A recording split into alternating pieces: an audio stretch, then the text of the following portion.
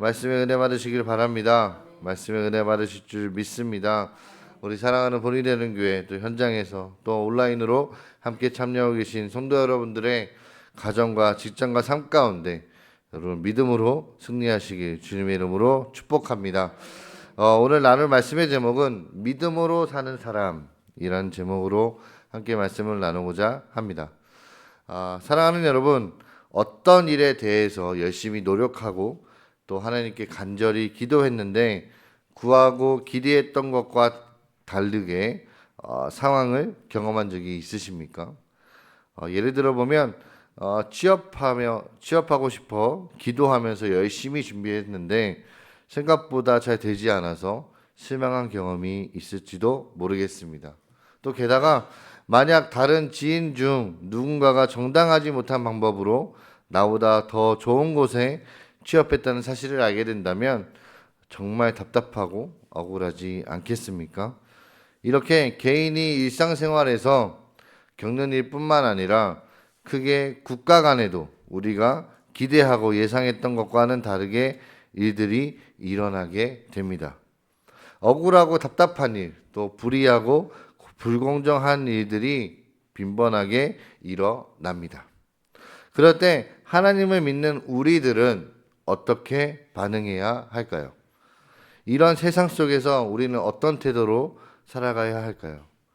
우리와 비슷한 고민을 하고 있던 하박국 선지자와 하나님과의 이 대화를 살펴보면서 그 답을 찾아보도록 하겠습니다. 먼저 하박국 선지자를 소개하자면요. 하박국은 여호와김이라는 왕이 유다를 통치하던 시기를 살던 남유다 왕국의 선지자였습니다. 그런데 이 시대의 유다 백성들은 우상을 숭배하고 하나님이 주신 율법을 어기면서 온갖 죄를 다 저지르고 있었습니다. 힘 있는 사람들이 힘없는 사람들을 억압하고 착취하는 정의가 무너진 시대였습니다. 다툼과 분쟁이 끊이지 않는 시대였습니다. 하박국 선지자는요, 이런 유다 왕국을 회복해달라고 하나님께 기도했습니다. 그런데 하박국의 기도를 들으신 하나님은요, 놀랍게도요, 바벨론의 군대를 통해서 유다 왕국을 심판하시겠다라고 말씀하십니다. 바벨론은 전혀 하나님을 섬기지 않는 사람들이었고요, 자신들이 마음먹은 것을 법과 정의로 여기는 아주 교만한 사람들이었습니다. 또한 다른 나라들을 침략해서요, 또 무자비하게 멸망시키는 아주 악한 사람들이었습니다. 이 하박국 선지자는요, 하나님의 이 계획을 듣고 아주 큰 충격을 받았습니다. 하박국 선지자는 자신이 기대했던 것과는 전혀 달랐던 이 하나님의 계획을, 하나님의 말씀을 받아들이기 어려웠습니다. 비록 유다가 하나님 앞에 죄를 지었지만 유다보다 더 악한 이 바빌론에 의해 멸망당하는 것이 정당하지 않다라고 생각했습니다. 그러자 하나님은 하박국에게 말씀을 통해서 지금부터 보여주시는 말씀을 달려가면서도 읽을 수 있도록 명백하게 기록하라 라고 말씀하셨습니다. 그리고 그 말씀은 하나님이 정하신 때에 반드시 이루어질 것이라고 약속하셨습니다. 이어서 불의와 폭력이 가득한 세상 속에서도 하나님을 신뢰하고 하나님의 말씀대로 신실하게 살아가라 라고 말씀하셨습니다. 하나님은 결국 악인들을 반드시 심판하신다 라고 약속하셨습니다. 악인들이 부당하게 폭력을 일삼고 약한 사람들을 착취해서 쌓아올린 그 모든 것은 다 불타 없어지고요, 물이 바다를 덮은 것처럼 여호와 하나님의 영광을 인정하는 것이 세상에 가득하게 될 것이다 라고 약속하셨습니다. 오직 하나님만이 이 세상의 왕이시고요, 하나님이 이 세상을 통치하고 계신다는 사실이 드러날 것을 약속하신 것입니다. 하박국 선지자는 이 하나님의 약속의 말씀을 듣고 하나님을 경외하고 찬양하게 되었습니다.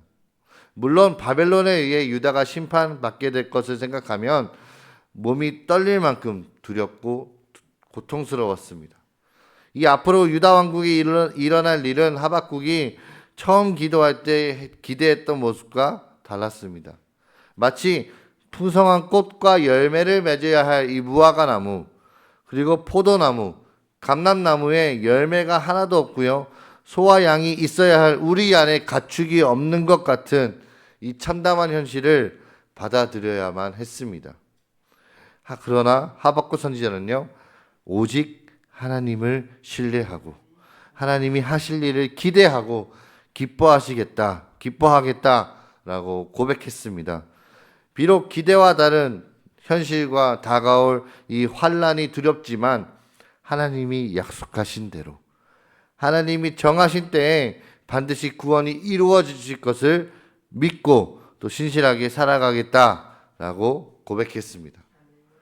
그렇다면 오늘날을 살아가는 우리들은 어떻게 살아가야 할까요? 첫 번째, 하나님의 말씀대로 정의와 공의를 따라 신실하게 살아야 합니다. 오늘날 우리가 살아가는 세상도요, 하박국 선지자가 살았던 시대처럼 돈과 권력을 가진 사람들이 돈이 없고 힘없는 사람들을 억압하거나 차별하는 일이 가득한 시대입니다. 정의와 공의보다 힘이 앞서는 세상입니다. 세상 사람들은 만족이 없는 욕망과 쾌락을 끝없이 추구하면서 살아갑니다. 그러다 보니 하나님을 경외하고 섬기는 것이 아니라 자신의 욕망과 쾌락을 만족시켜주는 그 수단을 숭배하면서 살아갑니다. 돈, 권력, 음란물에 사로잡혀서 마음과 시간을 빼앗기고 그것을 신으로 섬기면서 살아갑니다. 하나님을 의지하지 않고 필요한 것을 하나님께 공급받지 않고 살아가려고 하지 않습니다. 자신의 힘으로 모든 것을 얻어내기를 원하고 자기 마음대로 살아가기를 원합니다. 스스로 하나님처럼 되고 싶어 합니다. 그런데 더 큰 욕망과 쾌락을 만족시키려고 할 때 반드시 따라오는 것이 있습니다. 그것이 뭐냐? 폭력과 착취입니다.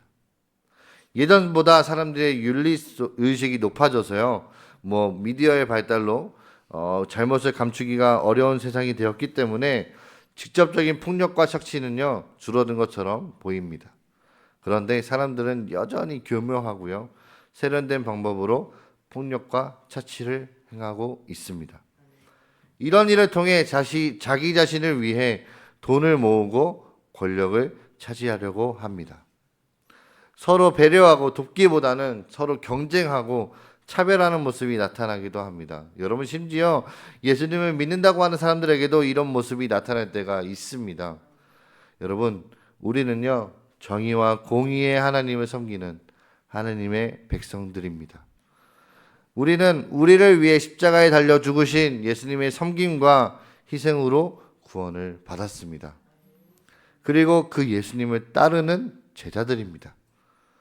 우리는 결코 우리의 욕망과 쾌락을 위해 폭력을 휘두르고 착취하는 일을 하면 안 됩니다. 하나님의 백성에게 합당한 모습은 어떤 모습일까요? 우리 에베소서 4장 1절에서 3절까지의 말씀 우리 함께 읽겠습니다. 시작. 그러므로 주 안에서 갇힌 내가 너희를 권하노니 너희가 부르심을 받은 일에 합당하게 행하여 모든 겸손과 온유로 하고 오래 참음으로 사랑 가운데서 서로 용납하고 평안에 매는 줄로 성령이 하나 되게 하신 것을 힘써 지키라. 아멘. 여러분, 정의와 공의의 하나님을 섬기는 백성, 예수님의 희생과 섬김으로 구원받은 사람들은요, 겸손하고 온유하고 오래 참고 사랑으로 서로 용납해야 합니다. 우리는 주변에서 일어나는 이 불평등이나 차별에 대해 더 민감해야 합니다. 약한 사람들이 고통을 받을 때 가장 먼저 손을 내밀어 주시는 여러분들이 되시길 바랍니다. 두 번째, 우리는 어떻게 살아가야 될까요? 의인을 구원하시고 악인을 심판하시겠다는 하나님의 약속을 신뢰해야 합니다. 여러분, 역사를 살펴보면 악한 사람들이 오히려 더 승승장구했던 기간도 있습니다. 그들이 결국 몰락하고 수치를 당하는 때가 오는 것을 보았을 것입니다. 절대 자신들의 죄가 드러나지 않을 것이다 라고 확신하던 사람들의 죄가 온 세상에 알려지게 되고 절대 처벌받지 않을 것이다 라고 자만했던 사람들의 결국 죗값을 치르는 일도 자주 볼 수 있습니다. 권력을 가진 사람들로 인해 감추어지고 왜곡된 역사가 오랜 시간이 흐른 뒤에 바로 잡히기도 하고 폭력과 차별이 만연했던 사회가 점차 성숙해지는 것을 보기도 합니다. 어떻게 이런 일이 일어날 수 있을까요? 정의롭고 공의로우신 하나님이 이 세상을 통치하시고 섭리하고 계시기 때문입니다. 우리의 때와 방식이 하나님의 때와 방식과 다를 뿐 하나님은요 신실하게 이 세상을 통치하시는 분이십니다. 하나님의 말씀대로 유다는 바벨론에 의해 멸망했고요. 바벨론은 페르시아에 의해 멸망했습니다. 이 바벨론의 포로로 잡혀갔던 유대인들은 약속의 땅으로 돌아와서 성전을 다시 지었습니다. 그리고 마침내 하나님이 약속하신 구원자 예수 그리스도가 이 땅에 오셔서 십자가에서 하나님의 구원 계획을 다 이루셨습니다. 하나님은 하나님의 때에 하나님의 약속을 반드시 이루셨습니다. 그리고 앞으로도 반드시 이루실 것입니다. 세 번째, 우리는 어떻게 살아가야 되는지, 하나님의 뜻이 우리의 기대와 다르더라도 하나님의 선하심을 믿어야 합니다. 하박국 선지자는 유다보다 더 악한 이 바벨론의 군대로 유다를 멸망시키겠다는 하나님의 계획을 이해할 수도 없고 쉽게 받아들일 수도 없었습니다. 그렇지만 하나님의 계획을 믿음으로써 받아들이고 하나님을 찬양했습니다. 여러분, 하나님의 뜻이 늘 우리의 기대와 같을 수는 없습니다. 하나님과 동행하며 살면서도 우리가 전혀 예상하지 못했던 힘들고 어려운 일들이 찾아올 수 있습니다. 또 세상의 소식들을 들을 때 우리가 이해할 수 없는 일이 너무나 많이 일어나고 있고 당장 가까운 미래에 이 세상이 어떻게 될지 걱정스럽고 두려울 수도 있습니다. 그러나 그럴 때 우리는 하나님의 선하심을 믿고 끝까지 하나님을 의지해야 합니다.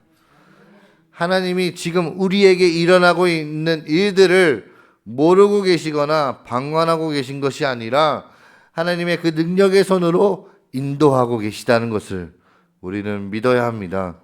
그리고 우리보다 우리를 더 잘 아시는 하나님께서 우리에게 꼭 필요한 것을 공급하시고 가장 선한 길로 인도하실 것을 믿어야 합니다. 우리의 뜻이 이루어지지 않더라도 하나님의 선하신 뜻을 이루실 것을 믿고 기대하는 것입니다. 말씀을 마무리하겠습니다. 사랑하는 본인 되는 교회 성도 여러분들, 믿음으로 말미암아 사는 사람들은요, 지금 현실이 아무리 답답하고 참담해도 좌절하거나 쓰러지지 않는 사람입니다. 선하고 신실하신 하나님의 약속을 신뢰했기 때문입니다. 하나님이 지금까지 우리를 구원하시기 위해 하신 놀라운 일들을 우리는 성경에서 볼 수 있습니다.